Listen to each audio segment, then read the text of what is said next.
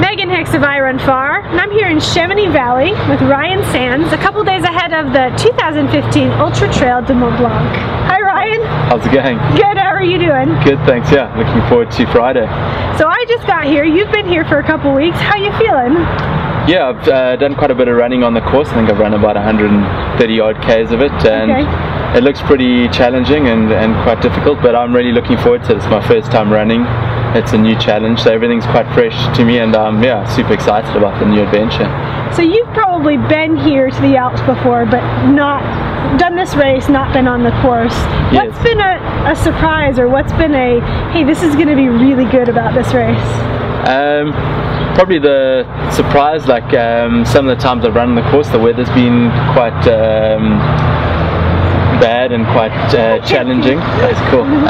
So yeah, that was like a bit of a shock to the system. You're kind of running and you actually don't know where you're going. Luckily I was following my GPS, but and I think just what's really appealed to me about the course is just how big these mountains are, and just how spectacular everything is. You're kind of running in these mountains and you got to kind of stop the whole time to check out the view. I'll try not to do that too much on race day, but it's just, yeah, it's been absolutely incredible to be here and just experience the whole vibe and atmosphere that kind of goes into Chamonix and into the Ultra Trail. See the views, experience the culture pre-race, so that you can put your head down and do the job race day. Yeah, that's the plan. Hopefully all goes according to plan. So the last time we saw you was a couple days ahead of Western States a couple months ago back in the US. Western States did not go according to plan. No, definitely not. Like, I woke up on the Friday before the race just feeling terrible, and as the day progressed I just felt worse and worse. I tried to go and register, but I just couldn't even do that, so I had to drop from the race, which is pretty disappointing. I'd been focusing on it for quite a while, but yeah, I suppose with every disappointment, like, you try and look forward, and it opened a new door for me, being able to run the Ultra Trail or Ultra Trail Mont Blanc, which it wasn't in my original plan this year, so I'm really excited about that, and yeah, hoping everything kind of happens for a reason. Yeah, so talk about how you made that transition. Western States, you couldn't start it because of some sort of stomach bug. Yeah. How'd you decide, okay, UTMB?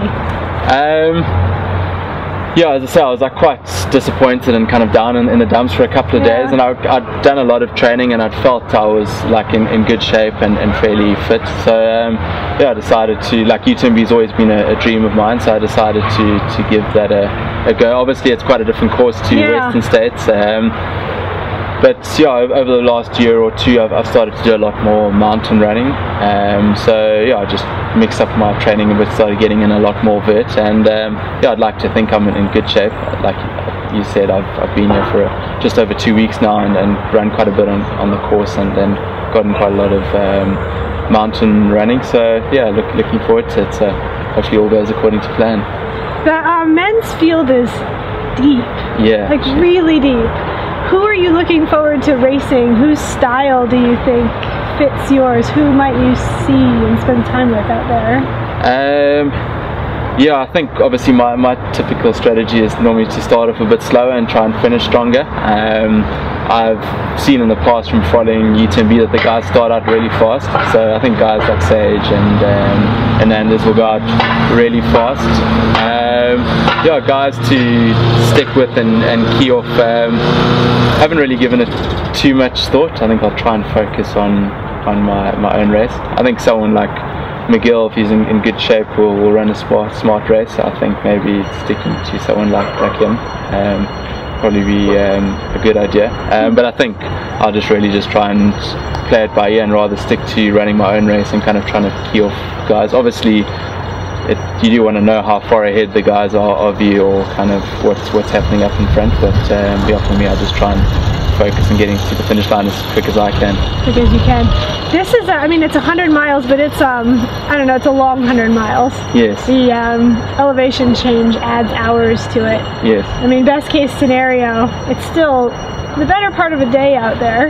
Yeah. Yeah. How do you, I mean, it's more hours than most races you do. How do you get yourself into the mental space to be like, this is a day's journey?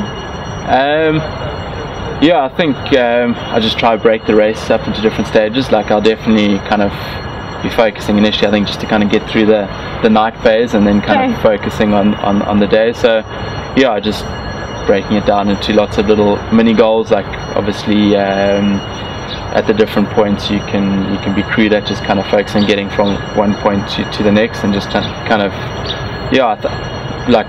being pretty conservative in the start. I'd probably break the race down into kind of 3 or 4 stages, and just kind of rely on the last kind of 40-50 k's if I'm feeling good to kind of really attack then, but like really kind of just almost switch off from racing for a lot of the race if that's possible.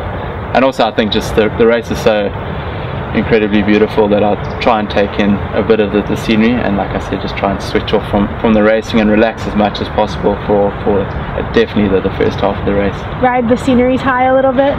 Yeah, for sure. That's the plan. Obviously it'll probably be quite different at the start line. Like the start looks pretty epic, so I'm sure there'll be a lot of emotions, a lot of adrenaline. So as I say, it's a new experience for me. I'll just take it as it comes.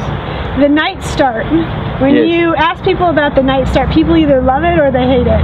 Yeah. What do you think?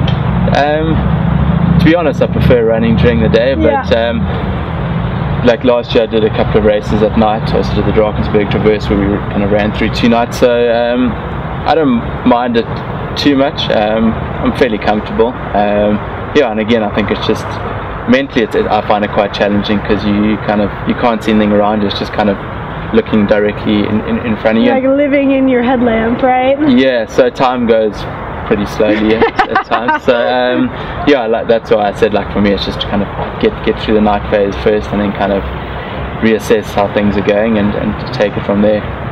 We got some interesting news about you this week. You're writing a book. Yeah. Apparently you have time fitting in research and writing a book while you're busy running also. It's been like a fun experience. Actually started it earlier this year, at the end of last year. Got Steve Smith who's co-writing it for me, so he's obviously doing a lot of the hard work, all the writing. For the first couple of months of this year we sat down and had loads and loads of interviews, which was pretty mentally consuming, but it was cool to kind of finally do something. And it's obviously going to be launched in early March next year, so looking forward to it. Right on. So it's your story? Yeah, it's going to be kind of my life story. I think kind of if you'd asked me 15 years ago, would you see yourself as a trail runner or even kind of running ultra trails, I would have laughed at you. It's been quite an epic journey, quite a kind of unexpected journey, so it'll be cool to kind of document that all and put it down on paper.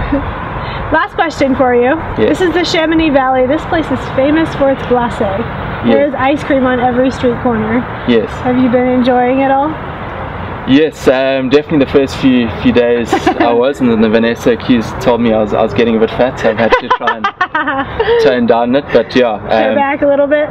Yeah, I did, I think the first few days, I remember the first time we walked through town, I think I had to stop 2 or 3 times to test it all out. So I've definitely been enjoying it. Favorite flavor? The chocolate Oreo is pretty good. Okay. Yeah. Well, best of luck to you this weekend. Thanks very much. Yeah, good luck on your journey around Mont Blanc, which is staring us down right now. Yeah. See you out there. Yeah, good luck to you. Thanks.